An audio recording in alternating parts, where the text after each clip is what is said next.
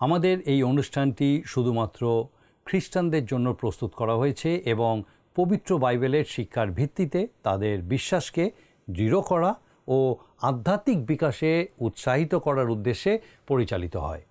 অন্য কোনো ধর্ম, বিশ্বাস বা মতাদর্শের সমালোচনা, বিরোধিতা বা অবমূল্যায়ন করার কোনো উদ্দেশ্য আমাদের নেই। আমরা সকল ধর্ম ও সম্প্রদায়কে গভীরভাবে সম্মান করি এবং এই অনুষ্ঠানের কোনো বিষয়বস্তু কারোর অনুভূতি, বিশ্বাস বা ধর্মীয় ভাবাবেগে আঘাত, অপমান বা অসম্মান করার উদ্দেশ্যে উপস্থাপন করা হয়নি।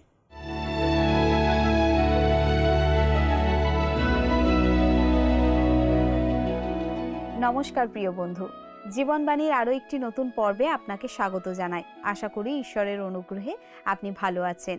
গত পর্বে আমরা দেখেছি মানুষের পারস্পরিক সম্পর্কের মধ্যে ন্যায় বিচার, দায়িত্বশীলতা, দয়া এবং শৃঙ্খলা বজায় রাখার জন্যই ঈশ্বরের নিয়মগুলি তৈরি করা হয়েছে। আজকের পর্বে আমরা যাত্রা পুস্তক 23 এবং 24 অধ্যায় নিয়ে আলোচনা করব। তাহলে চলুন আজকের অধ্যয়ন শুরু করা যাক।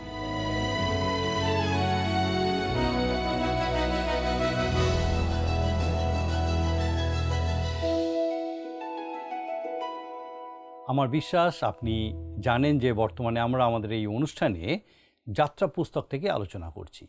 আমাদের গত পর্বে আমরা 22 অধ্যায় পর্যন্ত আলোচনা করেছিলাম। সেখানে দেখেছি ঈশ্বর ইসরায়েল জাতিকে 10টি মহান আজ্ঞা দেওয়ার পর তাদের সমাজ পরিচালনার জন্য, মানুষের সুরক্ষার জন্য আরও অনেক পালনীয় নির্দেশ দিয়েছিলেন। সেই নির্দেশগুলির কয়েকটি আমরা আগের দিন আলোচনা করেছি। সেগুলো আজও একইভাবে সমান গুরুত্বপূর্ণ। সেই নির্দেশগুলি পালন করলে আমাদের পরিবার এবং আমাদের সমাজেরই মঙ্গল হয়। 23 এবং 24 অধ্যায়ে সেই রকম আরও অনেকগুলি ব্যবস্থার বিষয় উল্লিখিত আছে, সেগুলো আজকে আমরা আলোচনা করব। আসুন প্রথমেই আমরা পাঠ করব যাত্রা পুস্তক 23 অধ্যায়ের প্রথম পদ। যাত্রা পুস্তক 23 অধ্যায় তার প্রথম পদ। তুমি মিথ্যা জনরব উত্থাপন করিও না, অন্যায় সাক্ষী হইয়া দুর্জনের সহায়তা করিও না। আমাদের আচরণ সম্বন্ধে ঈশ্বরের নিয়ম হলো আমরা যেন যা কিছু বলি সেই বিষয়ে সচেতন থাকি। যারা গুজব রটায় তারা এক একজন খুনি, চোর অথবা ব্যভিচারীর সমান। অথচ আমাদের সমাজে সেই সমস্ত গুজব রটনাকারীরা সহজেই পার পেয়ে যায়। দ্বিতীয় পদে আমরা দেখব, লেখা আছে যে তুমি দুষ্কর্ম করিতে বহু লোকের পশ্চাৎবর্তী হইও না এবং বিচারে অন্যায় করণার্থে বহু লোকের পক্ষ হইয়া প্রতিবাদ করিও না। তুমি দুষ্কর্ম করিতে বহু লোকের পশ্চাৎবর্তী হইও না। ঈশ্বরের এই আজ্ঞা যদি আমরা মেনে চলি তাহলে মিটিং, মিছিল, আন্দোলন, জাতিদাঙ্গা এসব থেকে আমাদের বিরত থাকতে হয়।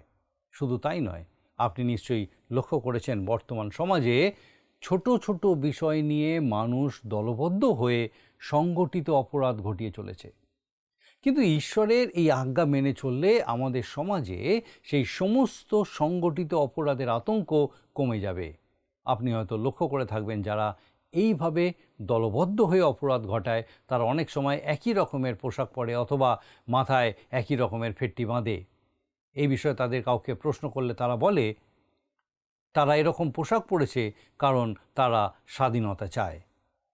যখন এইভাবে কেউ বলে তাকে যদি আপনি প্রশ্ন করেন, আচ্ছা তুমি কি অন্য পোশাক পরে এই সমস্ত কাজ করতে পারো?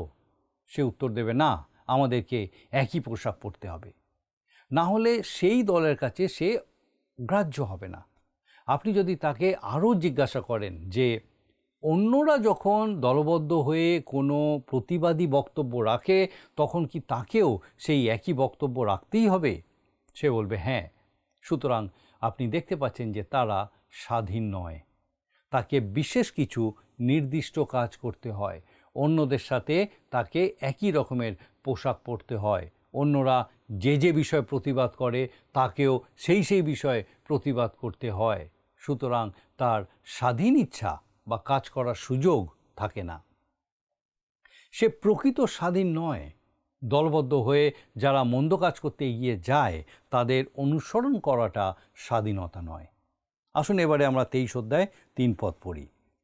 দরিদ্রের বিচারে তাহারও পক্ষপাত করিও না। বিচারে কারোর প্রতি পক্ষপাত করা উচিত নয়, ধনীর পক্ষেও নয়, দরিদ্রের পক্ষেও নয়। বিচার এবং শাস্তি খুব স্বচ্ছতার সাথে হওয়া উচিত। রোমীয়রা বিচার ব্যবস্থাকে একটা নারী রূপে দেখিয়েছে। সে খুব কোমল, কিন্তু তার চোখ বদ্ধ। সে কারোর প্রতি পক্ষপাত করতে পারে না। তার এক হাতে তরবারি, অন্য হাতে দাঁড়িপাল্লা। তরবারির অর্থ হলো যখন কোনো শাস্তি ঘোষিত হবে সেই শাস্তি কার্যকর করা হবে, আর দাঁড়িপাল্লার অর্থ হলো বিচার ব্যবস্থা সম্পূর্ণ ন্যায়সঙ্গত হতে হবে। বিচারের ক্ষেত্রে কোনোভাবেই পক্ষপাতিত্ব করা চলবে না। এবারে দেখব ঈশ্বর আরও একবার ইসরায়েল জাতির কাছে বিশ্রামবার সম্পর্কে আজ্ঞা দিচ্ছেন। আসুন আমরা 10 আর 11 পদ পাঠ করি। 23 অধ্যায় 10 আর 11 পদ। তুমি আপন ভূমিতে 6 বৎসর যাবৎ বীজ বপন করিও ও উৎপন্ন শস্য সংগ্রহ করিও, কিন্তু 7ম বৎসরে তাহাকে বিশ্রাম দিও, ফেলিয়া রাখিও। তাহাতে তোমার স্বজাতীয় দরিদ্রগণ খাইতে পাইবে, আর তাহারা যাহা অবশিষ্ট রাখে তাহা বন পশুতে খাইবে, এবং তোমার দ্রাক্ষাক্ষেত্রের ও জিত বৃক্ষের বিষয়েও সেই রূপ করিও। ইসরায়েল জাতি যখন তাদের সেই নিরূপিত দেশে পৌঁছাবে, তখন ঈশ্বর এই ব্যবস্থাটিরও পুনর্বিবেচনা করবেন। লেবীয় পুস্তকে বিশ্রাম দিন, বিশ্রাম বৎসর এবং যোবেল বৎসর নিয়ে বিস্তারিত আলোচনা আছে। সংক্ষেপে বললে বিশ্রাম দিন হলো সপ্তাহের 7ম দিন, যেটা সম্পূর্ণ বিশ্রাম করার দিন। বিশ্রাম বৎসর হলো 7ম বৎসর, যখন জমিতে কোনো রকম চাষবাস করা যাবে না, ভূমিকে বিশ্রাম দিতে হবে। আর যোবেল বৎসরকে স্বাধীনতার বৎসর বলা হয়। 50তম বছরে যে সমস্ত ইব্রিয়রা বাধ্য হয়ে নিজেদেরকে দাসরূপে বিক্রি করেছিল, তারা স্বাধীন হবে। যদি কোনো জমি জমা বিক্রি হয়ে থাকে, সেগুলো আবার পুরনো মালিকের কাছে ফিরে যাবে। একটা মজার বিষয় হলো, বর্তমান সময়ে যারা দাবি করে যে তারা বিশ্রামবার পালন করে, তারা শুধু বিশ্রাম দিনটাই পালন করে, কিন্তু বিশ্রাম বছর অস্বীকার করে। তারা 7ম বছরে চাষ বন্ধ রাখে না, আর যোবেল বৎসর তো কোনোভাবেই তারা মানে না। এবারে আমরা ইসরায়েলে জাতির জাতীয় উৎসব সম্পর্কে বিধানগুলো দেখব। আসুন পাঠ করব 14 থেকে 17 পদ। তুমি বৎসরের মধ্যে 3 বার আমার উদ্দেশ্যে উৎসব করিও, তারই শূন্য রুটির উৎসব পালন করিও। আমার আজ্ঞানুসারে নিরূপিত সময়ে আবিব মাসে 7 দিন তারই শূন্য রুটি ভোজন করিও, কেননা এই মাসে তুমি মিশর দেশ হইতে বাহির হইয়া আসিয়াছ। আর কেহ রিক্ত হস্তে আমার নিকটে উপস্থিত না হোক। আর তুমি শস্যচ্ছেদনের উৎসব, অর্থাৎ ক্ষেত্রে যাহা যাহা বুনিয়াছ তাহার আশুপক্ষ ফলের উৎসব পালন করিও। আর বৎসরের শেষে ক্ষেত্র হইতে ফল সংগ্রহকরণকালে ফল সঞ্চয়ের উৎসব পালন করিও। বৎসরের মধ্যে 3 বার তোমার সমস্ত পুঞ্জাতি প্রভু সদাপ্রভুর সাক্ষাতে উপস্থিত হইবে। জিহুদীদের সমস্ত পুরুষকে বছরে 3 বার জেরুসালেমে ঈশ্বর সদাপ্রভুর সামনে উপস্থিত হতে হতো। 3টে পালনীয় উৎসব ছিল। প্রথমটা নিস্তার পর্বের উৎসব, দ্বিতীয় পঞ্চসপ্তমীর উৎসব এবং তৃতীয় সমাগম তাম্বুর উৎসব। আপনার নিশ্চয়ই মনে আছে, মিশর দেশে ঈশ্বরের শেষ আঘাত থেকে ইসরায়েলীয়দের রক্ষা পাওয়ার বিষয়ে স্মরণ করে এবং সেই দাসত্ব ভূমি থেকে মুক্ত হওয়ার বিষয়ে স্মরণ করে নিস্তার পর্ব পালন করা হয়। প্রতিজ্ঞাত দেশে পৌঁছানোর আগে এই বিষয়গুলি আবার ভালোভাবে আলোচনা করা হবে। এখন আমরা পড়ব 20 এবং 21 পদ। যাত্রা পুস্তক 23 অধ্যায় 20 আর 21 পদ। দেখো, আমি পথে তোমাকে রক্ষা করিতে এবং আমি যে স্থান প্রস্তুত করিয়াছি সেই স্থানে তোমাকে লইয়া যাইতে তোমার অগ্রে অগ্রে এক দূত প্রেরণ করিতেছি। তাহা হইতে সাবধান থাকিও এবং তাহার রবে অবধান করিও, তাহার অসন্তোষ জন্মাইও না, কেননা তিনি তোমাদের অধর্ম ক্ষমা করিবেন না, কারণ তাহার অন্তরে আমার নাম রহিয়াছে। এই দূত কে? শাস্ত্রের অন্য অংশে এই বিষয়ে আলোকপাত করা আছে। 1 করিন্থীয় তার 10 অধ্যায় 4 পদে আমরা দেখব লেখা আছে, আর সকলে একই আত্মিক পেয় পান করিয়াছিলেন, কারণ তাহারা এমন এক আত্মিক শৈল হইতে পান করিতেন যাহা তাহাদের সঙ্গে সঙ্গে যাইতেছিল, আর সেই শৈল খ্রিস্ট।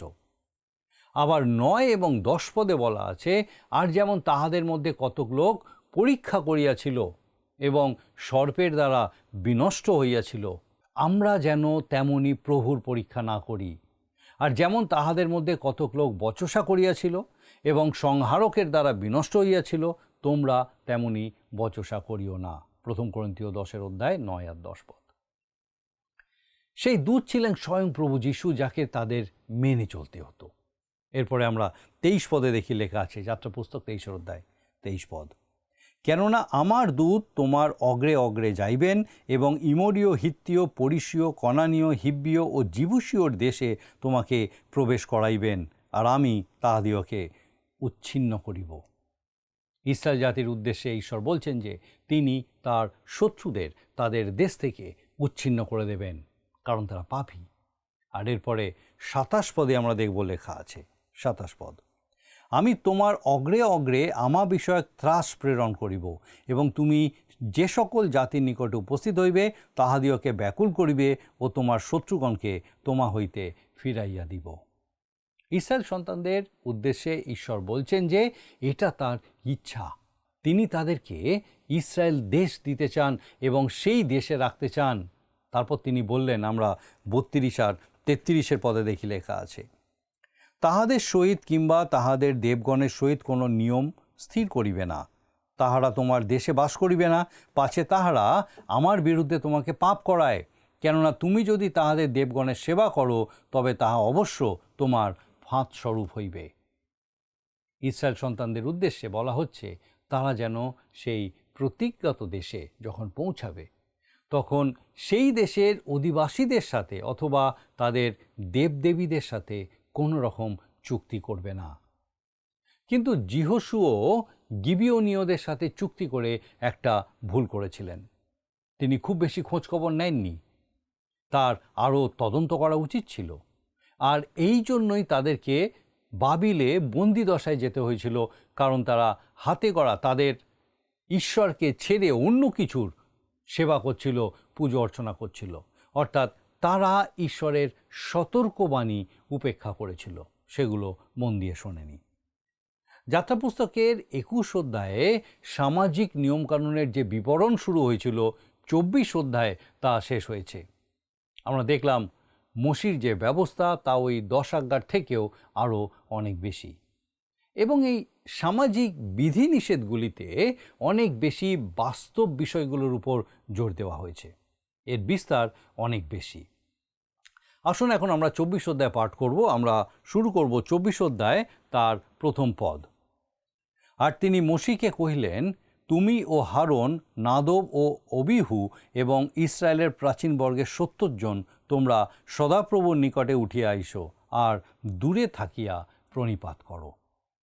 ঈশ্বর ওই লোকদেরকে পাহাড়ের উপরে উঠে আসতে বলেছিলেন, কিন্তু যখন তারা একটা বিশেষ অবস্থানে পৌঁছেছিলেন, সেই সময় তাদেরকে বলা হয়েছিল অনেক দূর থেকে ঈশ্বরের আরাধনা করতে। দেখুন, অনুগ্রহের মধ্যে থাকা আর ব্যবস্থার মধ্যে থাকার মধ্যে কত বড় তফাৎ। ঈশ্বর যখন তার অনুগ্রহের ঈগল পক্ষীর ডানার নিচে রেখে মিশর দেশ থেকে বার করে সেই প্রতিজ্ঞাত দেশের উদ্দেশ্যে নিয়ে আসছিলেন, তখন পরিস্থিতি কত অন্যরকম ছিল। কিন্তু ব্যবস্থার অধীনে মানুষকে কত দূর থেকে আরাধনা করতে হচ্ছে। কিন্তু এখন ইফিসীয় 2 অধ্যায় 13 পদে আমাদের উদ্দেশ্যে বলা হয়েছে, আমরা দেখব সেখানে লেখা আছে, কিন্তু এখন খ্রিস্ট যিশুতে পূর্বে দূরবর্তী ছিলে যে তোমরা খ্রিস্টের রক্ত দ্বারা নিকটবর্তী হইয়াছ। ঈশ্বর আমাদের উদ্ধার করেন এবং তার অনুগ্রহে আমাদের জীবনের পথে এগিয়ে নিয়ে যান। আসুন আমরা 24 অধ্যায়, যাত্রা পুস্তক 24 অধ্যায় 2 আর 3 পদ পাঠ করি। কেবল মোশি সদাপ্রভুর নিকটে আসিবে, কিন্তু উহারা নিকটে আসিবে না, আর লোকেরা তাহার সহিত উপরে উঠিবে না। তখন মোশি আসিয়া লোকদিওকে সদাপ্রভুর সকল বাক্য ও সকল শাসন কহিলেন, তাহাতে সমস্ত লোক এক স্বরে উত্তর করিল, সদাপ্রভু যে যে কথা কহিলেন আমরা সমস্তই পালন করিব। এই ঘটনাটা দ্বিতীয়বার ঘটছে। ঈশ্বর যখন জানতে চাইছেন যে তারা ঈশ্বরের আদেশ ও নিয়মকানুনগুলো চায় কি না, তখন তারা সম্মতি জানিয়েছে। তারা যখন বলল যে হ্যাঁ, তারা সেই সমস্ত ব্যবস্থা পালন করবে, তখন একটা বিষয় পরিষ্কার হয়ে গেল যে তারা খুবই আত্মবিশ্বাসী, আত্মনির্ভর এবং অহংকারী। এমনকি ঈশ্বরের ব্যবস্থা শোনার আগেই তারা প্রতিশ্রুতি দিয়েছিল যে তারা সেই সব ব্যবস্থা অক্ষরে অক্ষরে পালন করবে। তাদের যখন 10 আজ্ঞা দেওয়া হয়েছিল, তখন তারা ভেবেছিল যে তারা সেগুলো মেনে চলতে পারবে না। এটা খুব আশ্চর্যের বিষয় যে ইসরায়েল জাতি কিভাবে এত বড় ভুল করলো। তবে তার থেকেও আশ্চর্যের বিষয় হলো, এখনও বহু মানুষ বিশ্বাস করে যে তারা ব্যবস্থা অনুযায়ী জীবনযাপন করছে, যারা মনে করছে যে তারা ঈশ্বরের মানদণ্ড পূর্ণ করতে পারছে। তারা এক মারাত্মক ভুলের মধ্যে আছে, আর এটা প্রকৃতই ভয়ঙ্কর। প্রথম যোহন তার 1:8 লেখা আছে, আমরা যদি বলি যে আমাদের পাপ নাই, তবে আপনারা আপনাদিওকে ভুলাই এবং সত্য আমাদের অন্তরে নাই। আপনি চেষ্টা করলে আপনার প্রতিবেশীকে নাও ঠকাতে পারেন, আপনার স্ত্রীকে বা স্বামীকে বা কোনো প্রিয়জনকে নাও ঠকাতে পারেন, কিন্তু আপনি নিজেকে ঠকান। যদি আপনি বলেন আপনি পাপ করেননি, তাহলে আপনি নিজেকে ঠকান। আপনি হয়তো ভাবছেন, যখন কেউ বলে যে সে পাপ করেনি, তখন তার মধ্যে নিশ্চয়ই কিছু সততা থাকা উচিত। কিন্তু সাধু যোহন বলছেন তার মধ্যে কোনো সত্য নাই। যদি আপনার সন্দেহ হয়, তাহলে আসুন 10 পদটা পড়ি। প্রথম যোহন 1:10 পদ। যদি আমরা বলি যে পাপ করি নাই, তবে তাহাকে মিথ্যেবাদী করি এবং তাহার বাক্য আমাদের অন্তরে নাই। সাধু যোহন বলছেন, যদি আপনি বলেন যে আপনি কোনো পাপ করেননি, তাহলে আপনি ঈশ্বরকে মিথ্যেবাদী করছেন। কিন্তু ঈশ্বর কখনো মিথ্যা কথা বলতে পারেন না। আমি তো কখনো তাকে সেভাবে বলতে পারবো না। সব থেকে ভালো হয় যদি আপনি আপনার উত্তমতার অহংকার না করেন। কি ভয়ঙ্কর বিষয় যখন ইসরায়েল সন্তানরা বলছে ঈশ্বর যে সমস্ত আজ্ঞা দিয়েছেন আমরা সেগুলো পালন করব। আপনি দেখবেন যে তারা ঈশ্বরের সেই আদেশ মেনে চলতে পারেনি। আসুন এরপরে আমরা 4 থেকে 7 পদ পর্যন্ত পাঠ করি। পরে মোশে সদাপ্রভুর সমস্ত বাক্য লিখিলেন এবং প্রত্যুষে উঠিয়া পর্বতের তলে এক যজ্ঞবেদী ও ইসরায়েলের 12 বংশ অনুসারে 12 স্তম্ভ নির্মাণ করিলেন। আর তিনি ইসরায়েল সন্তানগণের যুবকদিগকে পাঠাইলে তাহারা সদাপ্রভুর উদ্দেশ্যে হোমার্থক ও মঙ্গলার্থক বলিরূপে বৃষদিগকে বলিদান করিল। তখন মোশে তাহার অর্ধেক রক্ত লইয়া থালে রাখিলেন এবং অর্ধেক রক্ত বেদীর উপরে প্রক্ষেপ করিলেন।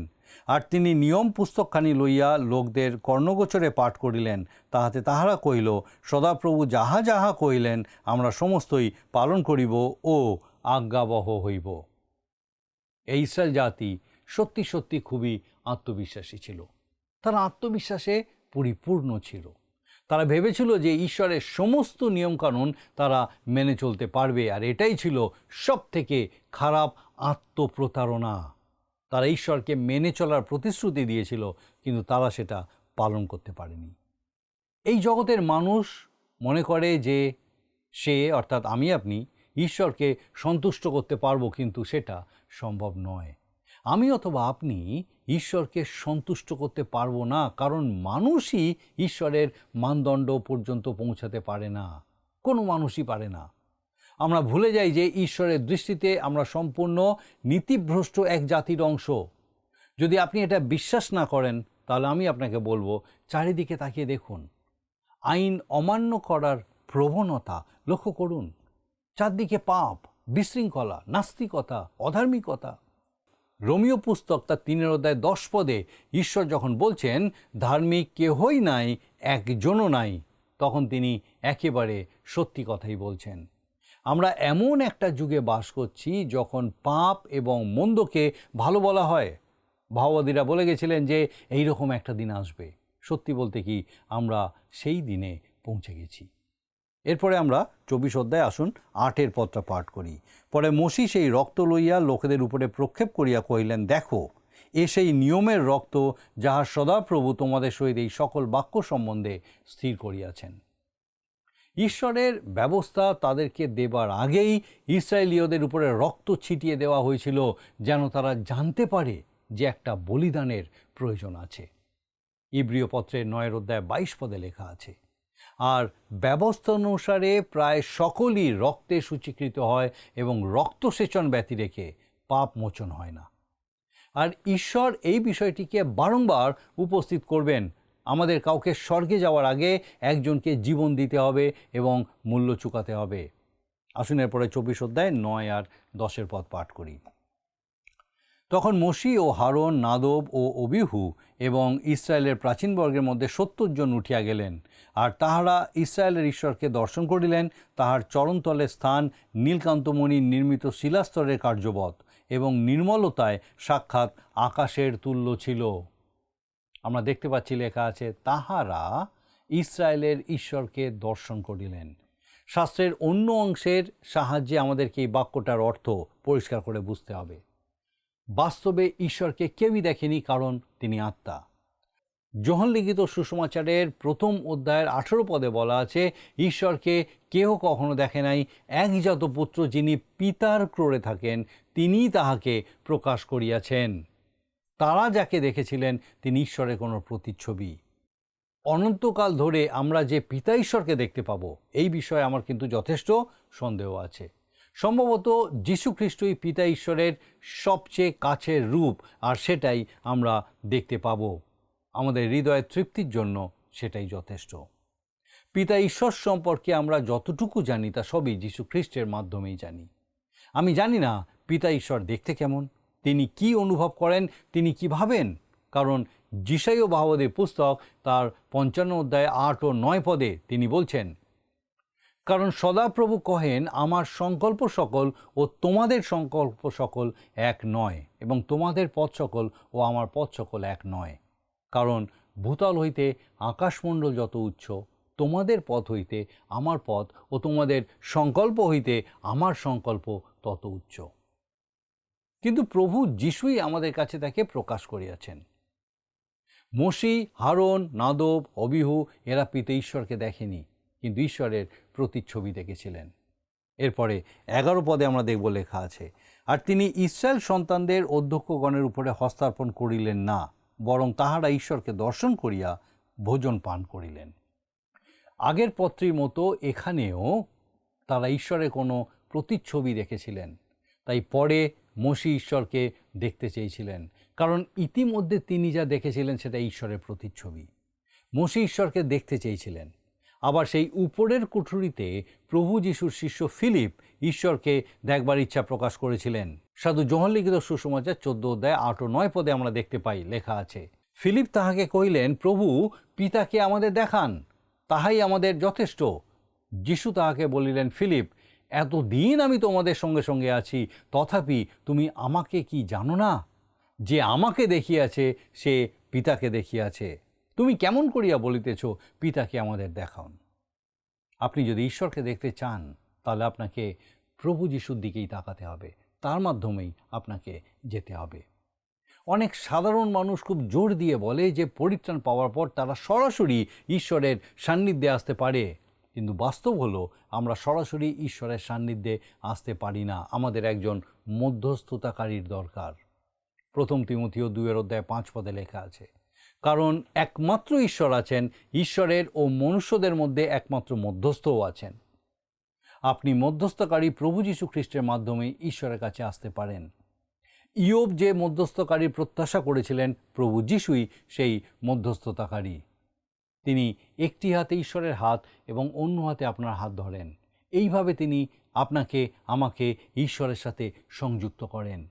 আমরা যে নিজেরা ঈশ্বরের সাথে মিলিত হতে পারি না, সেটা আমাদের উপলব্ধি করতে হবে।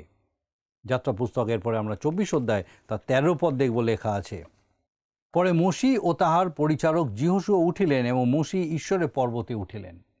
এবারে দেখুন যিহোশুয়া সামনে আসতে শুরু করেছেন। মোশির উত্তরসূরি হিসাবে ঈশ্বর তাকে প্রস্তুত করছেন।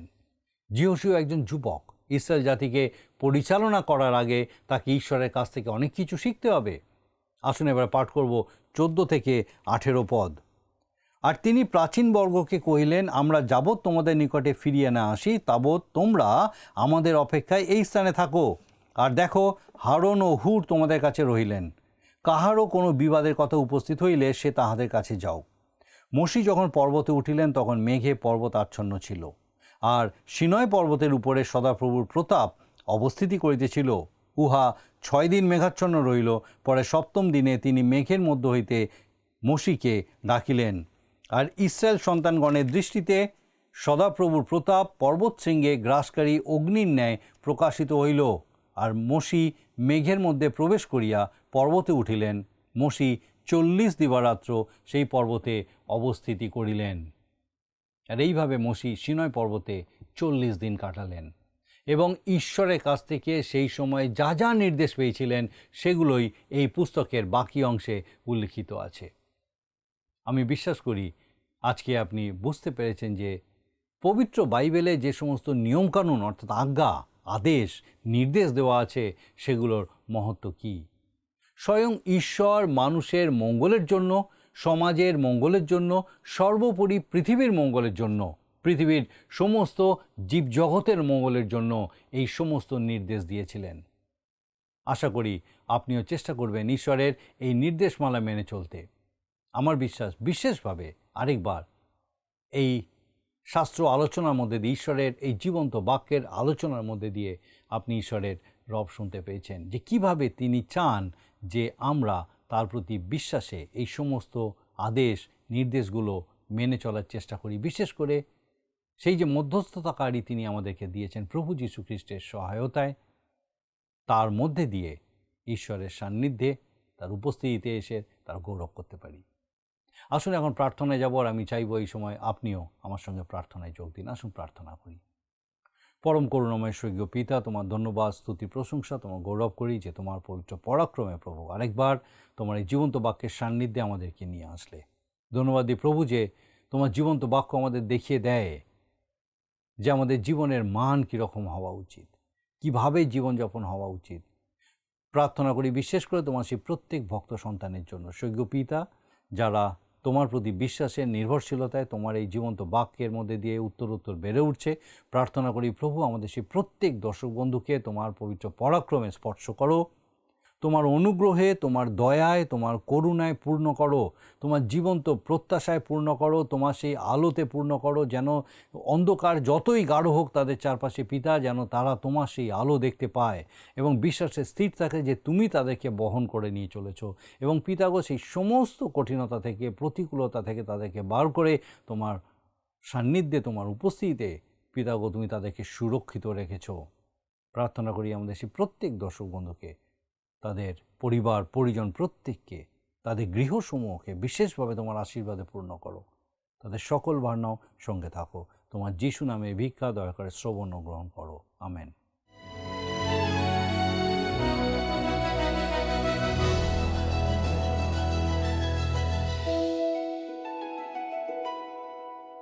প্রিয় বন্ধু, এই অনুষ্ঠান জুড়ে আমাদের সাথে থাকার জন্য আপনাকে ধন্যবাদ জানাই। আশা করি আজকের পর্বটি আপনার ভালো লেগেছে। আগামী পর্বে আমরা যাত্রা পুস্তক 25 অধ্যায় থেকে আলোচনা করব। ততক্ষণ পর্যন্ত প্রার্থনা করুন। ভালো থাকবেন। নমস্কার। প্রিয় বন্ধু, আসুন আমরা আজকের প্রশ্নোত্তরে আসি। গতকালের প্রশ্নের উত্তর হল অপশন ডি 5টি। আজকের প্রশ্ন, সিয়ন পর্বতের ঈশ্বরের সান্নিধ্যে মোশি কতদিন ছিলেন?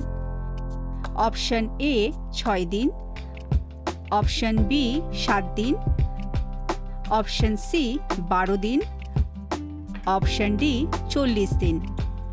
প্রিয় বন্ধু, এই প্রশ্নের উত্তর আগামীকাল সন্ধ্যে 6টার মধ্যে option A, B, C, D সহকারে আপনার নাম ও সম্পূর্ণ ঠিকানা সহকারে 9433497235 এই নাম্বারে SMS বা হোয়াটসঅ্যাপে লিখে পাঠাবেন।